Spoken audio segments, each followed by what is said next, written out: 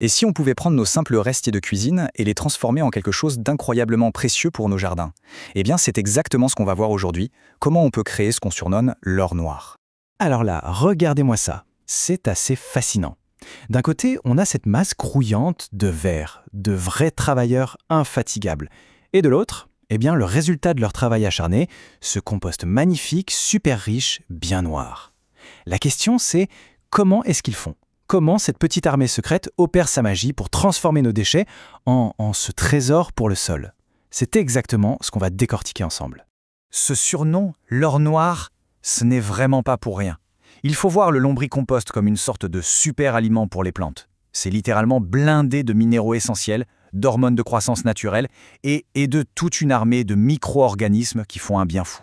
C'est un véritable écosystème en miniature, qui crée les conditions parfaites pour que les plantes s'éclatent. Ok, rentrons dans le vif du sujet. Le concept, en fait, il est doublement gagnant. D'un côté, on se débarrasse de façon super efficace et propre de nos déchets organiques, et de l'autre, on fabrique un produit d'une qualité exceptionnelle pour le jardin, souvent bien meilleur que ce qu'on peut acheter dans le commerce. Alors, qui sont les héros de cette histoire? Les vers, évidemment.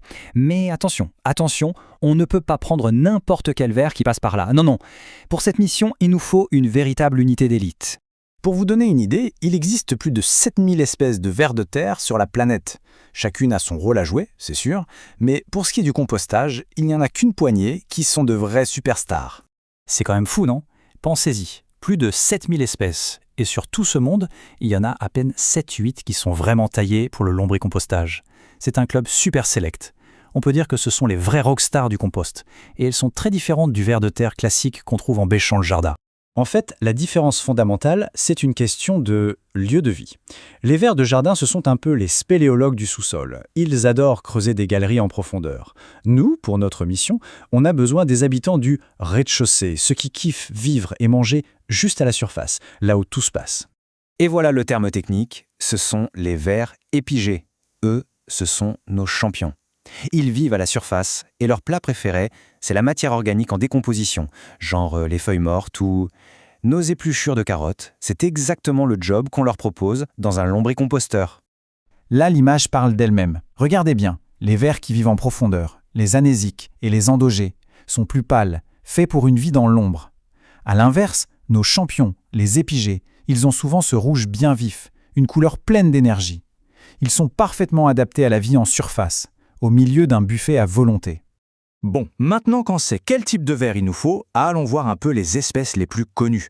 Chaque super-héros a ses propres super-pouvoirs et ils sont plus ou moins adaptés à différents climats. Alors lui, c'est la superstar, le plus commun, le plus facile à trouver, le ver tigré ou Ysenia fétida pour les intimes. On l'appelle comme ça à cause de ses petites rayures. Ce qui est génial avec lui, c'est son appétit d'ogre et sa capacité à se reproduire à une vitesse folle. Pour commencer, c'est vraiment le choix parfait. Alors, lequel choisir ? C'est simple, pour la polyvalence et la facilité, le ver tigré est l'allié idéal. Si on habite dans une région un peu plus fraîche, le ver de nuit européen sera plus dans son élément. Et pour les climats chauds, si on veut des résultats rapides, le ver de nuit africain c'est une vraie machine. Le choix dépend donc vraiment de l'endroit où on se trouve. Ici on voit bien les deux vers de nuit. L'européen, à gauche, il est plus costaud, plus trapu. L'africain, à droite, est plus long et a cette teinte un peu violacée. Ce sont tous les deux d'excellents composteurs, mais vraiment, ils n'aiment pas les mêmes températures. Allez, passons à la pratique. Monter sa propre petite ferme à vers, c'est d'une simplicité déconcertante. Voilà comment on s'y prend. C'est ultra simple, en 4 petites étapes. 1. Le bac. Pas besoin de se ruiner, une simple caisse en plastique avec quelques trous suffit. 2. La laitière. Du carton, du papier journal déchiré, on humidifie un peu et voilà un petit nid de voyant. 3. On y met les nouveaux habitants, un demi-kilo, c'est bien pour démarrer. Et 4. On leur laisse un jour ou deux, tranquille, le temps qu'ils prennent leur marque, avant de leur servir le premier repas. Ça, c'est le conseil le plus important de tous, l'humidité. La litière doit toujours être comme une éponge qu'on vient d'essorer. Si c'est trop sec, les vers ne peuvent plus respirer correctement par la peau. Si c'est trop humide, ils risquent de se noyer. C'est vraiment cet équilibre parfait qu'il faut trouver. Et alors, le menu? Eh bien, en gros, nos déchets de cuisine du quotidien. Ils adorent les épluchures, le marc de café, les sachets de thé, les coquilles d'œufs écrasées, et ils grignotent même le papier et le carton de leur litière. Plus le régime est varié, plus la colonie sera en pleine forme. Par contre, il y a des choses à ne jamais leur donner. On oublie la viande, le poisson, les produits laitiers, ça sent mauvais et ça attire les petites bêtes indésirables. Les aliments très gras, les agrumes en trop grande quantité, l'oignon, l'ail, tout ça peut leur faire du mal, donc on évite. La règle d'or, c'est de ne pas trop nourrir. Mieux vaut pas assez que trop. On commence doucement avec une petite poignée de déchets une fois par semaine. Et surtout, on enterre toujours la nourriture sous la litière. C'est le secret pour éviter les odeurs et les moucherons. Et ça leur fait un petit festin privé. Et on arrive à la meilleure partie. Après quelques mois de travail de la part de notre petite armée, il est enfin temps d'aller récolter cette fameuse or noire. Le lombricompostage, c'est aussi l'école de la patience. Le premier mois, on les laisse s'acclimater. Puis, entre 3 et 6 mois, on commence à voir la magie opérer. Une belle couche de compost, bien noire, bien friable, qui se forme dans le fond du bac. C'est le signal que le trésor est bientôt prêt. La méthode la plus douce et la plus simple pour la récolte, c'est la migration.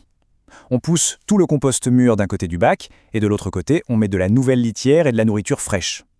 Les vers, qui ne sont pas bêtes, vont naturellement se déplacer vers le garde-manger, et nous laisser tranquillement récupérer le compost. Et voilà la récompense. Cette or noire, c'est un véritable élixir de jouvence pour le jardin. Ça aère la terre, ça l'aide à mieux garder l'eau, et ça offre aux plantes un buffet de nutriments 5 étoiles. Le plus fou dans tout ça, c'est que ça vient de nos propres déchets. C'est un cycle vertueux assez incroyable quand on y pense. Et tout ça, ça amène à une petite réflexion. Un simple bac dans une cuisine, ça peut paraître tout petit. Mais imaginez si chacun de nous se mettait à transformer ses déchets en trésors.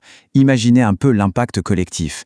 On ne verrait plus nos poubelles comme un problème à gérer, mais comme le début d'un cycle qui nourrit la Terre. Une façon, finalement, de lui rendre un peu de ce qu'elle nous offre.